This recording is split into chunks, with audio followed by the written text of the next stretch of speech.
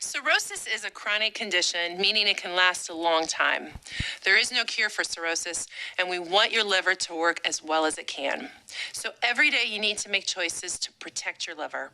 We want you to have a good quality of life. Besides taking your medications and avoiding ordinary pain relievers like ibuprofen, how you eat is very important in helping your liver work as well as it can. A healthy liver breaks down foods into many usable parts. It makes fuel for your body from carbohydrates and fat.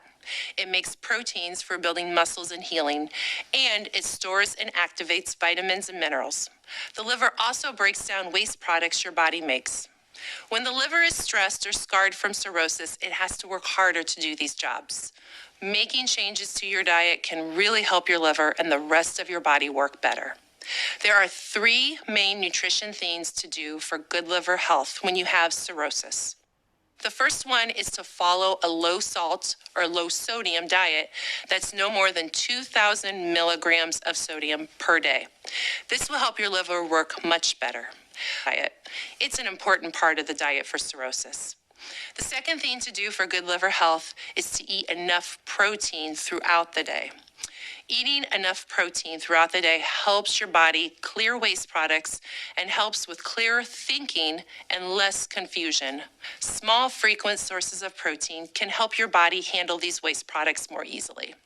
To get enough protein in your diet, you can eat animal sources of protein, such as milk, eggs, fresh cooked meat, and seafood. You can also get protein from vegetable sources like unsalted nuts, seeds, and soy products. These may be easier for your body to process. You may also use protein powders that are low in sodium to help get in enough protein. Skim milk powder is especially a good source of protein, and it can be added to foods like mashed potatoes and puddings. The third point is that you may need to limit the amount of fluids you drink or take in during the day. Eating less salt will make it easier to drink less fluids since you'll be less thirsty.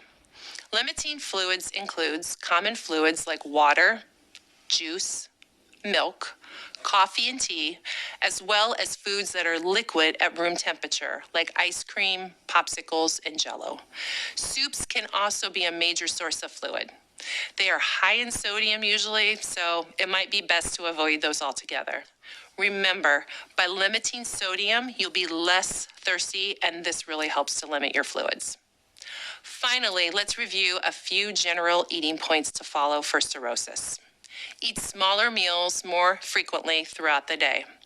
Turn 3 larger meals into 6 small meals spaced every 2 to 4 hours throughout the day. This is especially important if you have a fluid in your abdomen and find it hard to eat enough food at one time. Be careful not to overeat at breakfast so that you're able to eat a few hours later. Separate your liquids from your meals by about 30 minutes. This can help increase the amount of food that you can eat at your meal or snack. Sip on high-calorie beverages between meals, such as liquid oral supplements. This helps get in more calories and protein. If you have to limit fluids, you may not be able to do this as much, though. Always have a bedtime snack with protein and carbohydrate. For example, peanut butter and jelly sandwich would be a great snack.